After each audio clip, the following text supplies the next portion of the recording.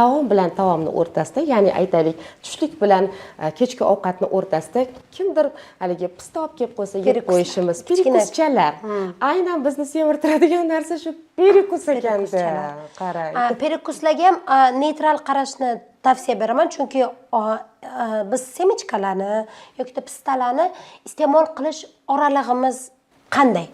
Biz davomiy iste'mol qilamiz. Hozir nonushta qildik, 1 soatdan keyin yana og'zimiz tinmayapti. Bizni oshqozonimiz qariydi. Hozir ovqat kelgan, uni men hazm qilaymi yoki unga men xlorid kislota berib ovqatni yana qabul qilib olaymi? Yo'q, tashqaridan qabul qilyapmiz, reseptorlar ishlayapti, so'lak bezlari so'lakchalarni beryapti va oshqoz aytadi: "Yo'q, turib tursan, biz joy ochamiz, qolgan ovqat kelish kerak, boya yegandik." Qolgan ovqatga, chunki oshqozonimizni hech qachon limmo-lim yeyolmaymiz. Oshqozon har doim hazm uchun havo qoldiradi.